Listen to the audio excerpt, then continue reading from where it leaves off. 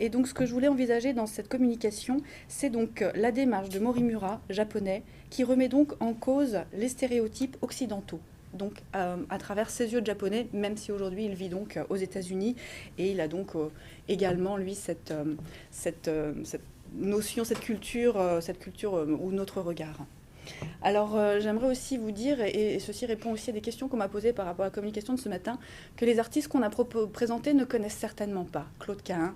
Et Yasumasa Morimura ne la connaît pas, sinon il aurait forcément, comme vous le voyez ici, retenté lui aussi l'expérience d'incarner les personnages qui le font rêver. Donc à droite, vous avez Morimura, reprenant la photographie de Marcel Duchamp, si célèbre, déguisé en rose, c'est la vie. Et il joue en plus sur cette fameuse et hypothétique photo, comment les mains de Gertrude Everling sont présentes. Est-ce que c'est un photomontage? Est-ce que c'est une réalité?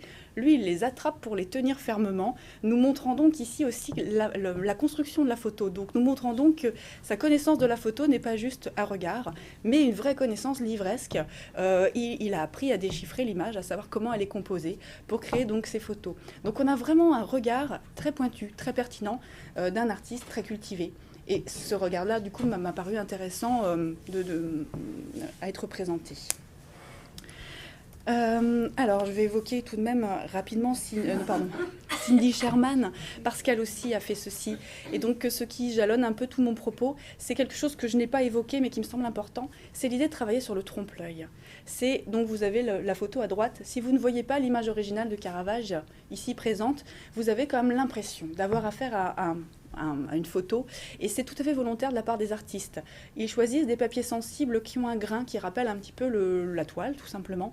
Ils jouent aussi avec des ancrages qui rappellent les vernis. Donc il y a vraiment une volonté de trompe-l'œil entre photos, entre hommes, entre femmes. Donc c'est vraiment partie prenante. Et donc je voulais juste rappeler cet élément-là pour que vous soyez dans le même esprit que moi lorsque j'ai écrit ces éléments.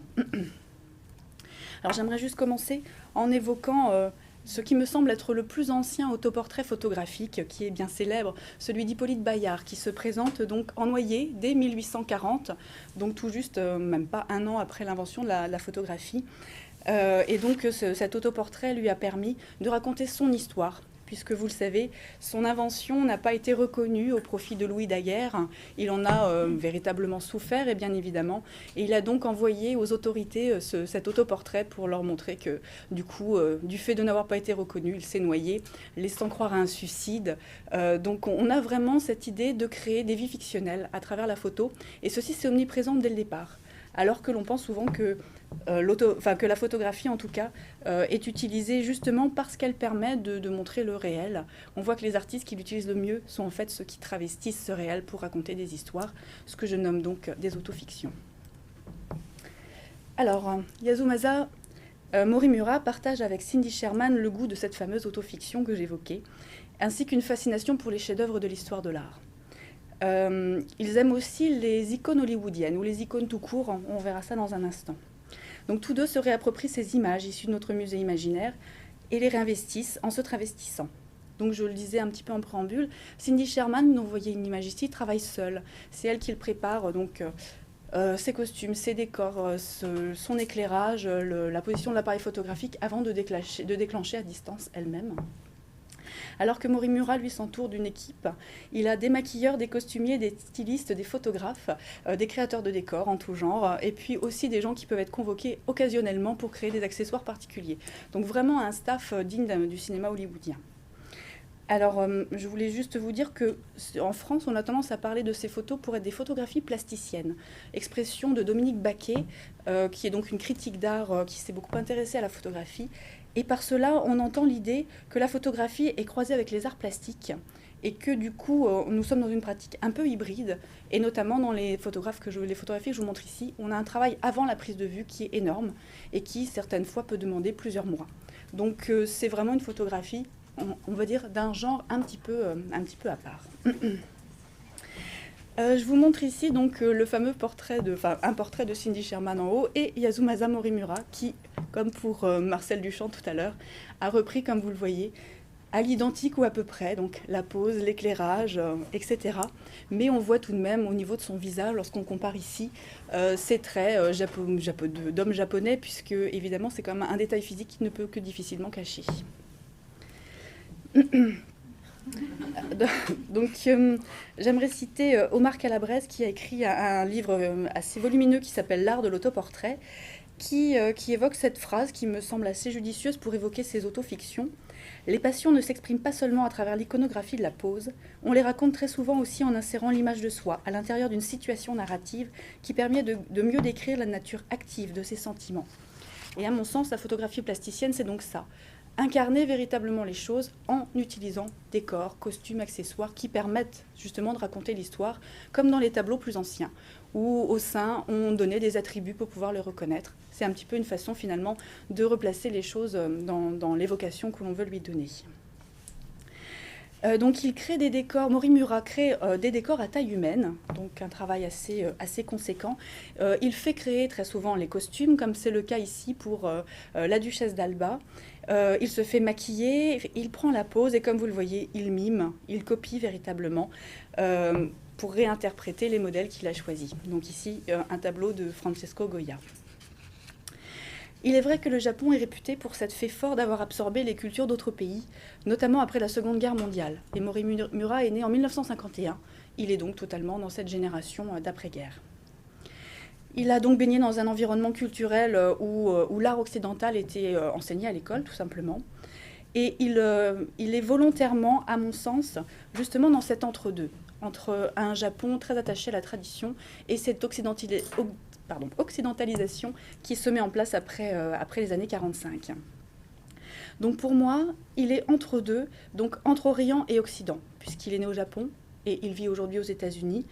Il se situe pour moi entre peinture et photographie, puisqu'il s'inspire de très nombreux portraits peints pour en faire des photographies, mais comme je vous le disais, des trompe-l'œil photographiques.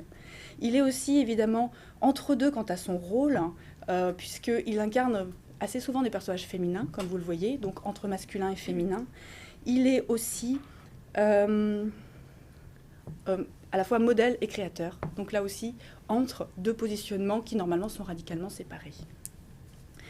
Il semble qu'évidemment, au départ, il ait interrogé son homosexualité en présentant justement un corps qu'il voulait volontairement androgyne et en se travestissant en de multiples personnages et en parodiant donc justement des éléments de la culture. Ce qui est intéressant, c'est que son propre corps et son identité à la fois sexuelle et culturelle est interrogée au regard d'œuvres au sens large. Donc il ne s'inspire pas seulement d'une période ou du Japon ou de l'Occident, mais vraiment de toute l'histoire de l'art dans son ensemble. Alors, il est vrai que Morimura reprend des références occidentales dans ses propres travaux, et pourtant il me semble que son approche se situe assez directement dans la tradition japonaise. Il me semble en tout cas que dans le théâtre kabuki, il y a un parallélisme assez évident avec les positionnements de Morimura, puisque vous le savez sans doute que dans le kabuki, il n'y a que des acteurs masculins qui incarnent tous les rôles, et les rôles féminins, donc appelés onagata, sont donc toujours systématiquement joués par des hommes. Donc les acteurs sont habillés, grimés de façon très codifiée. Le maquillage y a une grande importance et les costumes également, toujours très fastueux, ont aussi de l'importance. Il y a une autre caractéristique dans le théâtre kabuki qui me semble assez proche des démarches de Morimura, c'est ce qui s'appelle le mi. C'est en fait, pendant quelques instants dans le théâtre kabuki, les acteurs sont censés faire une pause pour incarner physiquement le rôle qu'ils vont jouer. Et donc c'est vraiment une particularité du kabuki, et c'est à cela qu'on reconnaît d'ailleurs le talent des acteurs. Si la mi est réussie, les acteurs sont complètement encensés. Et ceci n'est pas sans rappeler justement la pause nécessaire au cliché photographique. Donc il me semble que Morimura se situe dans une tradition tout à fait légitime, mais qu'il réinvestit au XXIe siècle. Alors, ce qui est assez intéressant, donc ça va aussi vous faire beaucoup rire, c'est que du coup, il reprend vraiment ses attitudes de portraits figés, d'autres portraits extrêmement célèbres, et il aime incarner des icônes de l'histoire de l'art ou du monde politique. Vous reconnaîtrez bien sûr Einstein et Picasso dans des photos célèbres où il reprend, comme vous le voyez également, le cadrage et aussi la prise de vue. en plongée ici pour Picasso. Donc il reprend vraiment tout pour jouer du trompe-l'œil, mais c'est toujours lui qui incarne avec son morphotype, donc les attitudes, comme dans La Mie en fait. Il prend la pose, il fige des photos qui déjà ont figé des personnages en créant, enfin en faisant de leur visage véritablement des objets iconiques. Donc l'artiste, on peut vraiment parler d'un positionnement d'Onagata également, puisqu'il n'hésite pas à faire la même chose avec des actrices, notamment féminines. Donc il se déguise véritablement en femme. Et ce qu'il choisit en plus, ce qui est assez étonnant, c'est qu'il choisit les personnages féminins les plus glamour de l'histoire du cinéma qu'il incarne. Donc vous voyez Jodie Foster dans l'exacte tenue qu'elle portait dans Taxi Driver. Et puis vous avez à droite Marilyn Monroe, qui est peut-être moins réussie, mais Marilyn est une image tellement connue, tellement iconique justement, que c'est peut-être un peu difficile. Donc il réincarne véritablement les stéréotypes et les images, quelles qu'elles soient, de la mode, de la publicité, de la politique, etc.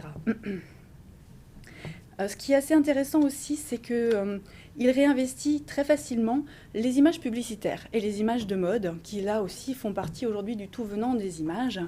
Et elles prennent chez lui des dimensions très différentes, puisque du coup, les décors ne sont pas repris forcément à l'identique. Et c'est peut-être ça qui est intéressant, justement, dans une partie de son travail, c'est de confronter Occident, ses modèles, et on va dire son pays d'origine. Donc voici une photo qui est tout à fait parlante, j'en ai choisi une parmi tant d'autres. Donc j'ai oublié de me prendre la photographie originale de Brigitte Bardot, que vous avez peut-être en mémoire, où elle est sur une Harley Davidson, extrêmement sexy, avec des bottes, comme c'est le cas ici, des cuissardes et une mini-jupe. Et donc Mori Murat reprend cette image très célèbre de Brigitte Bardot, qui est en fait coupée de manière très cadré au niveau de la moto, et lui, il lui crée un décor qu'il a vu dans d'autres images où Brigitte Bardot incarnait la mode à la française.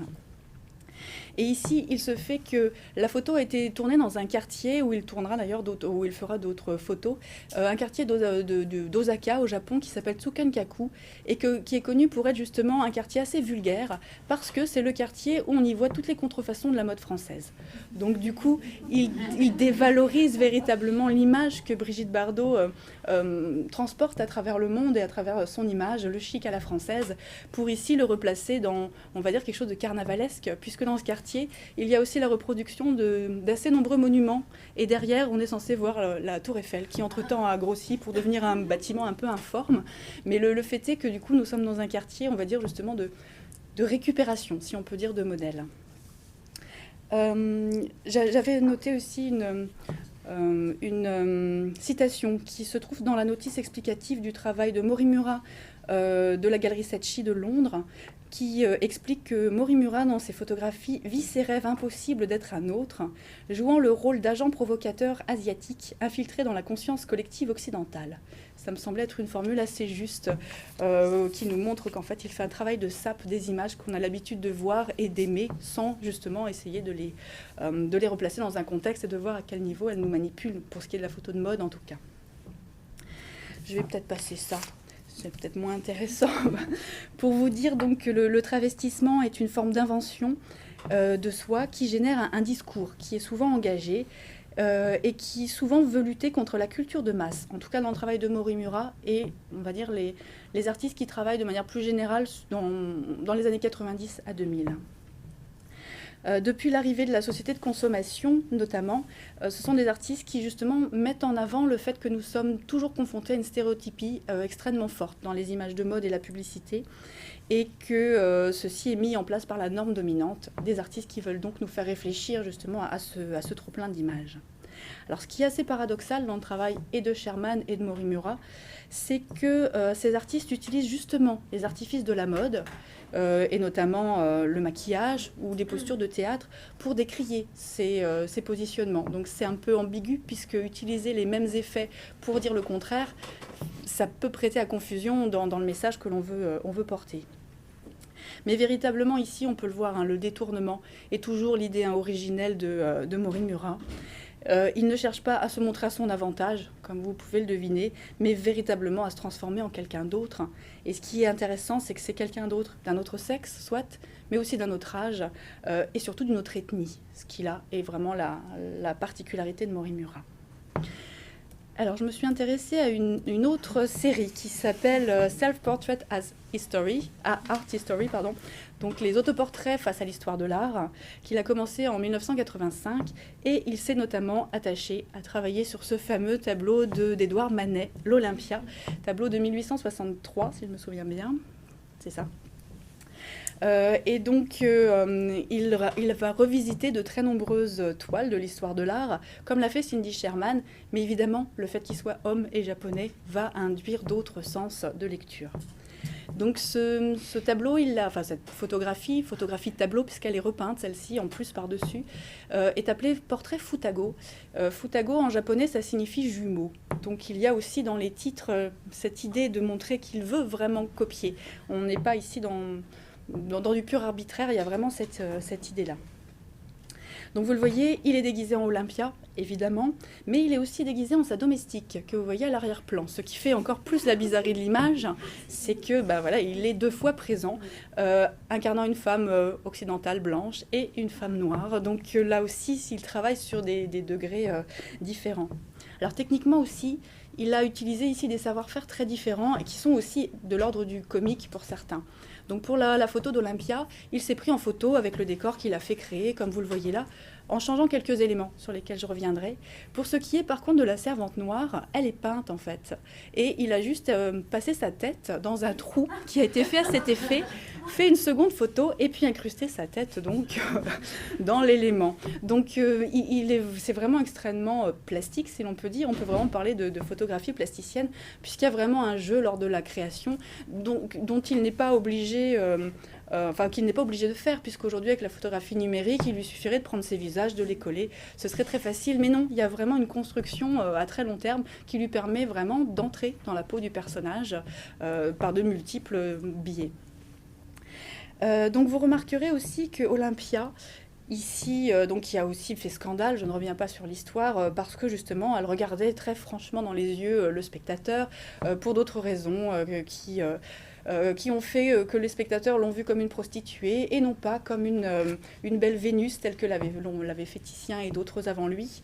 Morimura, lui, bien sûr, en plaçant son corps homme qu'il ne travestit pas par des prothèses, contrairement à Sherman, on voit bien son corps masculin, même si le sexe est caché, va quand même rajouter des éléments étranges. Par exemple, cette perruque blonde, qui n'est pas du tout dans l'œuvre originelle. Donc là aussi, peut-être parce que pour lui, la beauté féminine ou la prostitution s'incarne dans la blondeur. On ne sait pas trop, je ne rentrerai pas dans des spéculations.